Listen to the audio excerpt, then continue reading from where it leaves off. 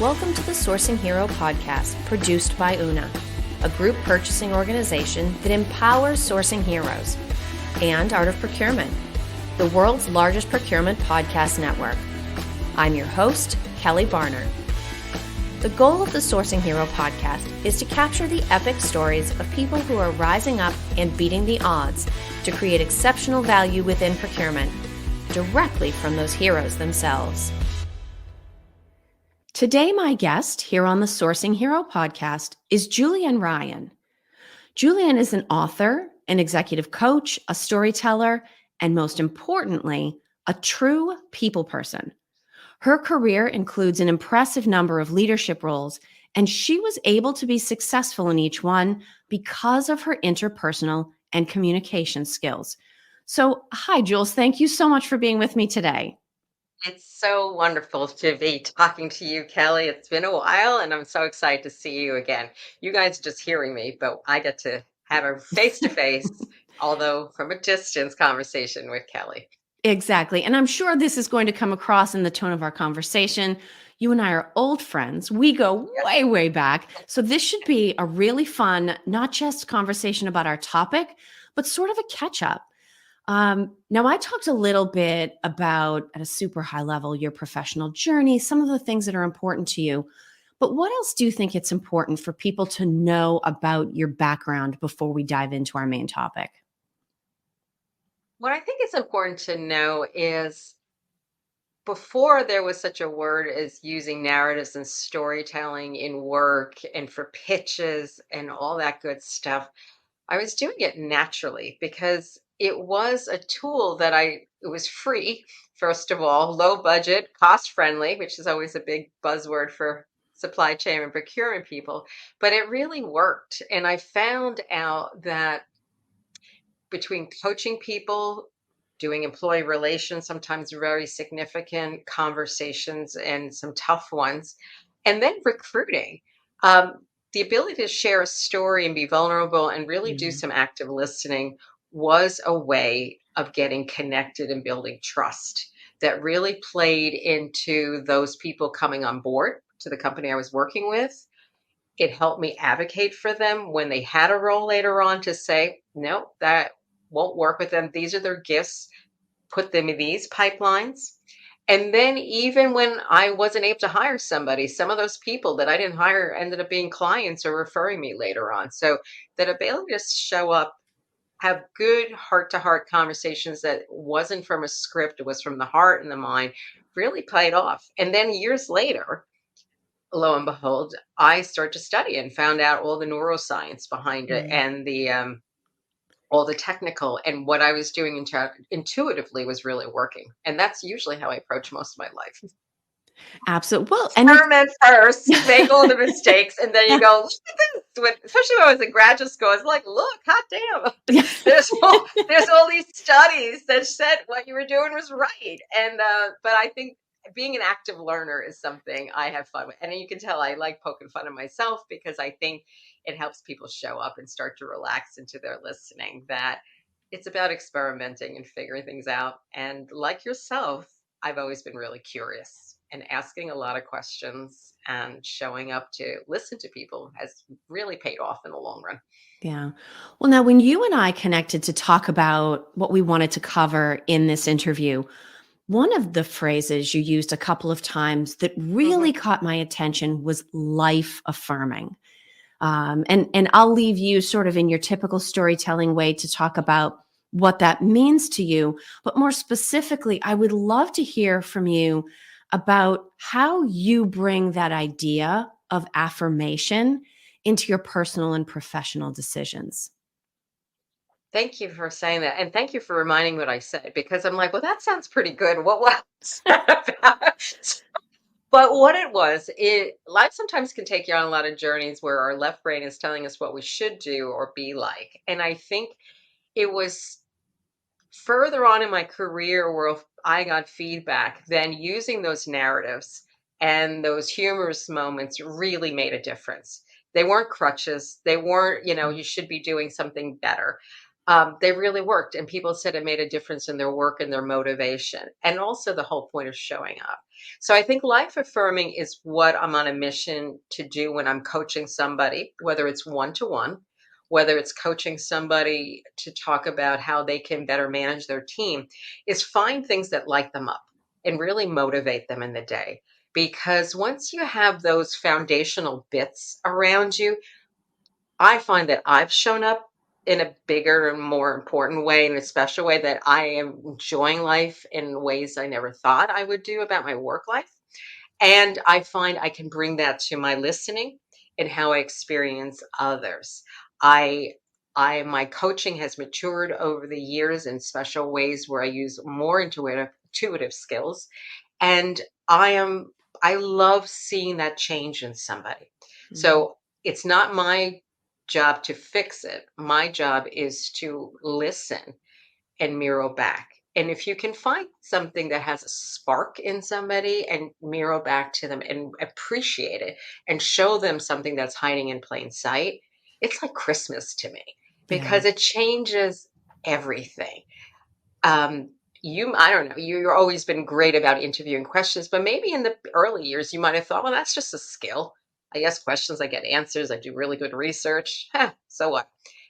But was there a moment with somebody, a professor or colleague saying, no, you're really off the charts talented at this, and this is your sweet spot, and this is really where you bring some value to yourself and others?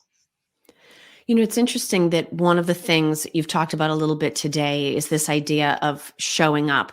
And I know Mhm. you certainly mean more than literally or physically showing up, but it is an interesting thing to think about because for the last few years, Mhm. many of us have not been physically showing up anyplace. And so we've fallen back on all of these new digital capabilities and ways to communicate. And this is my own, I'll speak from my own experience. I do think that the digital capabilities, while making it easier to communicate, have not necessarily filled in the real need around connection, which I think even in good relationships can lead each of us looking for more. Is that that's something you're seeing play out in the teams and conversations that you're a part of? Yes. And you really actually quote a few words of a quote I shared with a colleague the other day, which these digital devices help us communicate, but they don't always help us connect. And also when it comes to the challenging conversations. Mm. If you want to send me an emoji after this is done, a little happy face, yeah, that's great. That makes me feel good and everything. But if you're going to have a significant conversation with somebody, do not text and do not cheat and hide your comments or your emotions or what you're trying to put forward in digital. It doesn't work. Trust happens live to live with a little practice. Now, you asked me a minute ago, do I see that need to come live? I have seen a strong uptick where people are navigating what they're going to do with their teams and how to bring them forward. A number of workshops I've given where people were initiating saying, I don't just want to bring my team together for a lunch or a dinner from all over the country and go to a play or some activity. I want things to be significant. And I was like the lead leg on that journey because we get stuck in our dynamics. I don't care who Yeah. we are. I do. Everyone does. It's human nature. And the work I do is to find small things that help people listen and put them through a series of exercises in a very playful, interesting, inspirational way between everybody. It's not hard work. It's very deceptive what happens. But what it does, it interrupts preconceived notions of each other and we listen to each other in a different way. And I get out of the sessions as much as the people do because it's really um, uplifting to see dynamics change. And I call what these sessions are foundational work. Yes, have your breakout sessions in your team building, but something has to happen when you're all finished eating the bagels and you've put your suitcase away and you're back at your desk or on your Zoom screen. What's next? So Mm. being intentional about your gatherings is also important. Don't show up. If you can have a very dry meeting about just fact checking, do that on Zoom. Make good use of people's time. But the live and in person interactions is more important than ever, particularly if somebody is new in their career. Like you and I were lucky. Um, we had a relationship way before when I was doing work as executive director of an association, ISM, New York.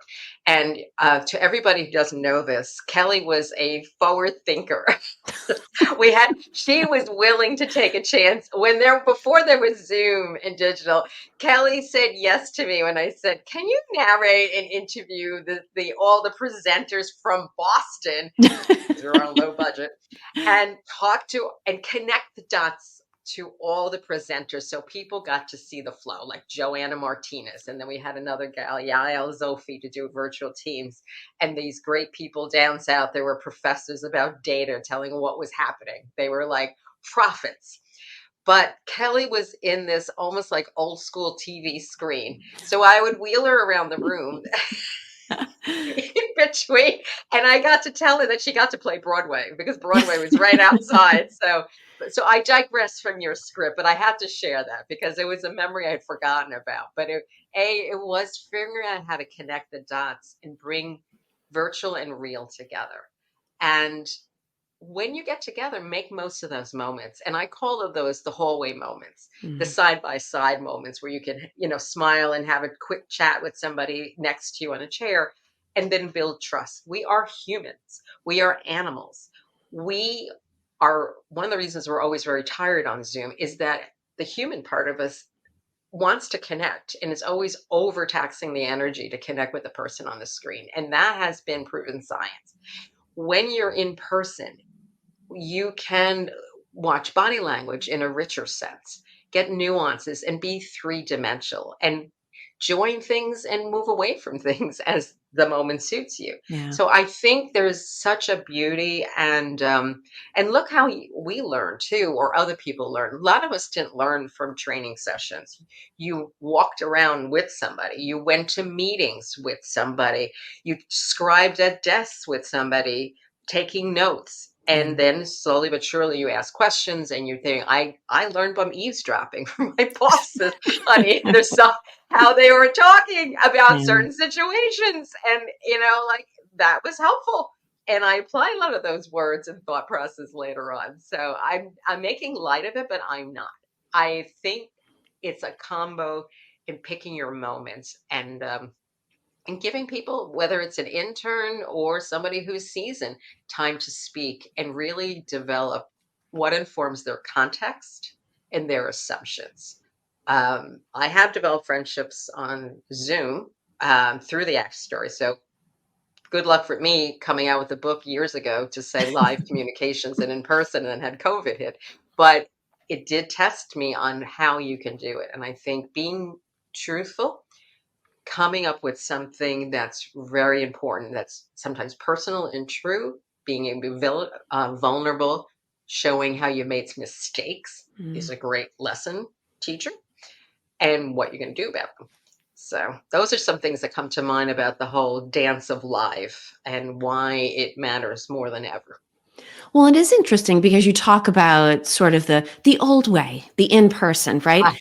And I can think of days when I was in an office and there were some people you literally only saw when you were waiting for the microwave or you were waiting for your turn with the coffee maker. And it was, you built that relationship, I don't know, 90 seconds at a time. I'm trying to think now, how long does it take to make a cup of coffee, right?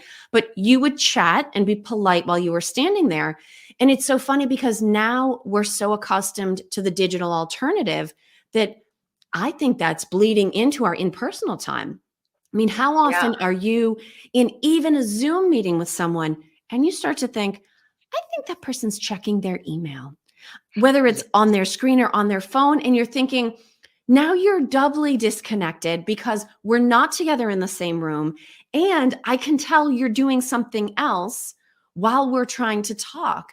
And so there is something good in there if we can be aware and if we genuinely want to build those connections and foster that trust. We have to be purposeful about saying, I'm going to take my phone and put it out of reach. I'm not going to, I don't know, check the baseball game score in the middle of my conference call, because listening is such an exhausting all-consuming activity if you do it right. And you Thank you. can't split your attention between I'm going to, half watch this thing that's going on out the window and half participate in the serious conversation. That's the thing that I've learned from all the years of podcasting, that yes, there is an art to asking questions that will draw information out of people.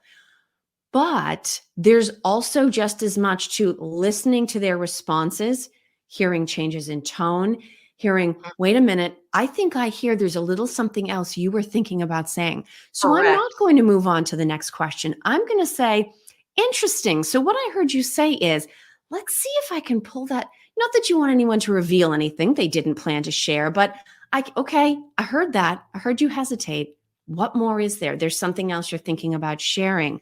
You can't do that while in the background you're also thinking about or doing something else. I so agree. And it's like check marks are going for everything you rattled off on that list. First of all, spent a lot of time on the phone as well in Zoom, and you can tell when the notes in somebody's voice is what I refer to have Yep. changed and it's disconnected. It was an artful skill to have when I was reference checking or interviewing people when somebody didn't have their full attention. Because when I talk about the work I do, what I'm ultimately doing with when I do it alone or when I do it with a colleague through narrative is showing people how to use focused listening Mm. and build trust and give feedback. So there's a reason and a purpose to everything. Because if you do that and you leave the groundwork for that, information doesn't get lost, misconceptions don't get lost, and it's also an act of respect. Now, have I ever peeked at something? I'd be lying if I did. But right now, I have like two computers. Everyone's facing the other way, all the pop ups. My phone is Yep. down. I've disconnected everything that needs to be disconnected in my house, and it works. And the more you can do it, it practice. It's also paying attention to what narrative methodology says about what you're bringing to the conversation. So sometimes keeping a pause for everybody who likes to overschedule, um, that you want to leave things behind so you're not bringing the same either angst or anger or energy to the room, and preparing to be purposeful. So I like the words intentional and planning. Meetings will get shorter. Here's the funny part. And you'll probably need less Mm. of them if you do that. I remember being in an interview session. Oh, you're unsuppressing all this stuff that I've tried worked hard to compress. I'm like being in a meeting where it was like people were on their phones underneath the interview where the candidate was down the road and down the row across the conference table, I should say. And I remember like he wasn't my husband. I was giving him a swat on his foot. I'm like, I think they're gonna write me up in HR. I am HR. But like look up and pay attention. The guy's giving you his time and respect it. Like but it is, but it's true. Like paying attention is the new luxury item. Mm. Let's market it at that. Listening, paying attention, and giving somebody respectful in the conversation. Might not always agree, but if you can do that, you're earning some gold. And here's the thing: when it comes to tougher conversation or things are really, whether it's a change, a downsizing, it'll help you cope because people will know where you're coming from. Joanna Martinez, a mutual colleague and friend, has this expression like "go make friends" in the other parts Yeah. of the building. She would send her staff off to talk to folks face to face, not just on a meeting. Go sit in the room with Oh, the other people horror. is very important. Yeah, and I would always say to staff or managers, go play with the other children once in a while. Go Mm. find out what's happening from their perspective. Intuitively, the person you're visiting will appreciate you took the time. Secondly, you'll see and listen to things in a fresh eye. So it's not rocket science, and it really makes a difference. Now it's interesting that you talk about doing this, and it's funny. I'm out of a conversation where we're talking about, okay, who's an introvert, who's an extrovert, how does that impact the way that you do your day or the way that your day makes you feel? Because a lot of times we have to sort of power through and do things that our makeup doesn't necessarily naturally want to do. And I think sometimes we need to do things that are scary. I mean, I adore Joanna. If she said to me, go make friends, I'd be like, yeah, I don't know. I'm an introvert. I don't do this. And yet we find a way, or hopefully we find a way. Sometimes in order to build those connections, I mean, there's a reason you learn about trust doing trust falls. If you ever go to camp or Girl Scouts or any of those community kind of things, you learn to build trust by, I guess, falling backwards with your eyes closed. You have to take risks in order to build bridges and form connections and meet new people, and those become relationships. For people that find that scary, for people for whom that is pushing them out of their comfort zone, can you offer a little bit of just a little bit of the carrot out on the end of the string? What's sort of the incentive that should draw us forward if that's a scary thing to do? All right. So I'm at the crossroads of being considered an extrovert, just where my energy comes from, but I skew also to very introverted tendencies, given how I was reared and how I work, etc. I am here to advocate for introverts. They have secret powers that we should make better use of, because while all the extroverts, I mean, the really extreme, are yammering away, thinking out loud, Yeah. they're not always listening. And I have pictures in my head of being at a conference table where very smart introverts were sitting, processing, integrating all the information. And right when everyone's saying, "That's it, we're done, we're good for a plan, we're moving off on the next hit," that introvert would raise their hand and Yeah. say, "By the way, I think we should consider X, Y, and Z." Now, were we a little depressed because now we still have more work to do and it took us in a new direction? Yes. But help your different styles process. And Mm. sometimes the best ideas, and here's the Queen's accent's going to come in, say the EA stuff. It's a little more tempered today, thank God, but it gets bad. The best ideas sometimes is when we've gone to sleep and our brain is Yes. working, or we've had a commute, or we walked around the block, and then we're like, wait a minute, we didn't think about X, Y, and Z. So I think finding ways of getting, obviously, decisions and forward actions out there, but leaving room for layering with a new idea or fresh perspective when people have had some lucid moments like sleep, and then maybe some downtime to mull over and chew over what was discussed, to see what was hiding in plain sight that we didn't realize we needed to work on. So that's just my theory. So there is a plus and a minus, but we could all use a Yeah. little stretching. Extroverts stay a little quiet, learned how to stay out of their way, and you can Yeah. make it fun in meetings, with the hand signals, and look, my husband can talk blue streak, and I've put a timer on him sometimes so I can get a word in. Like, for the next 2 minutes, you can say nothing, and Yeah, it's it's like my turn. nothing, nothing.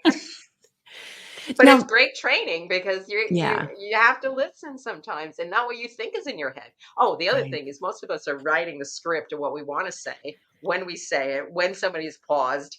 And conference like these, you're great. And I know you were getting ready to say something. I broke my own rules here, but it's so hard to jump in. Now, Zoom is such a leg up, or any of these Microsoft Teams, from the conference call with phones, Oh, when it agreed. was just, I hated those with just the worst, because you're missing nuances in body Mhm. language. At least now you can put your hand up or wave or make a face or do something. But those were just like living hell for me. I just Yeah. hated them. I can't, like, just can't even begin to tell you. So yeah, I find out what works and maybe get some feedback sometimes from people about what worked and didn't, and what we can do a little bit better. And it's Yeah. not about being all wrong or all right. It's just little incremental steps can make a big difference to teach people to Yeah. try things out. Like you said, try out new skills that are slightly terrifying. Now, speaking of right and wrong, we have a Mhm. tradition here at the Sourcing Ah, Hero podcast, Jules. So I'm going to initiate you if you're ready. all right. Thank I'm you. going to give you two questions. You can Okay. answer whichever one you like, and there is no wrong answer. So everything is right here. And I've heard a million answers to this question. Every single one has been a little bit different in some way. So I'm looking forward to hearing your thoughts. Here are your choices. Either what does the idea of a sourcing hero mean to you? Or what do you think heroism looks like in a business context? And in true form, I'm going to combine those to answer and question of my choice. Okay. Good pivot. I think sourcing heroes, first of all, I I've always been part of the sourcing community, first against my own will because I was assigned to work on it in their early days when sourcing wasn't that sexy and exciting, and had to learn from the ground up what you guys did and learned. I think the sourcing heroes are the folks like yourself, like Phil Idison, and there's Sarah Scudder, and then there's somebody in the UK, I'm blanking on his name, right? Ian. And there's the Wall Scout that have Yep. taken this topic area, and Amanda Prochaska, who have made it so interesting. And if I forgot anybody that's I've talked to, I apologize, but have made it a wonderful learning atmosphere and found new ways to engage people and get them excited about the function, and made it a little more user friendly to the clients that they're working with, whether internal or external, and the partnerships. And I am a strong proponent when I'm career coaching people or looking, say, go look at this. You're going to learn a lot about the whole company, and or build relationships and skills. So I think those are part A of sourcing here. There's always more than one bullet point. You know, I have the longest title in my book. Why would you expect a short answer for this answer? The second thing are the people who are doing sourcing, direct sourcing in incredible ways in our world. One of them is that the chef, Jose Andres, was going World Central Kitchen, that he just defies reason. I think he's doing such incredible work that, he started with the Puerto Rico when they had the earthquake. And then Yes. he's been feet on the ground in every place of crisis. And of course, that also includes people in the Red Cross. I think those folks figure it out every day. And I think those are true heroes. Now, anybody that can get me supplies when I needed it in my office were also heroes, but those are really making a difference. They're seeing a problem, they're using innovation, science, collaboration in fresh and new ways, and also uplifting us and showing what's impossible can be possible. So that's my theory, and I'm sticking to it. Well, Jules, for anybody that has not met you and is just meeting you through this podcast interview, I first of all highly suggest reaching out, get to know Jules, check out her book, The Learned It in Queens Communications Playbook. Very, very funny. What is the best way for people to connect with you or reach out to learn more? Oh my goodness. So you can find me on LinkedIn. Julienne Ryan. Kelly gets to use my nickname, but not all of you. You have to go by Julian first when I meet. You That's got to a build the trust protocol and first. a rite of passage. And then find me on LinkedIn. I do a lot of posting and articles. I also am part of a podcast series called Leadership Story Talks by Narrative. We do a weekly or bi-weekly podcast between Jerome DeRoy and I, CEO of Narrative. And we talk about engagement, innovation, and talk to thought leaders all over the world. And you can also find me on Amazon and Barnes and Nobles and Target all over the place now in different books around the globe, all in English speaking version, but the books are available around the globe. And it really helps people get out of our own way and make fun. So buy in bulk because the holidays are coming. You can use it around the dinner table and your work groups. And then ultimately the website, jryanpartners at jryanpartners.com is my email. The whole point that I like to make with my work is I say, what's your pitch and what's whittle it down to 10 words. And I show people how to use their voice without raising their voice. One informed conversation and authentic story at a time. And that's what it is. Build better relationship, work with your listening, give feedback, and you're in a pretty good place. If you can do those things every day and make it a practice, you've got the right stuff and you'll do much better at your work. Thank you for listening to this episode of the Sourcing Hero podcast. Join us again next time for more true stories of sourcing and business heroism performed by your colleagues and peers. Look for the Sourcing Hero wherever you get your podcasts, and don't forget to subscribe. Finally, don't forget, sourcing heroism is taking place all around us every day. Keep your eyes open and you're bound to see it. Until next time, I'm your host, Kelly Barner. Stay well and always remember that you can be a hero too.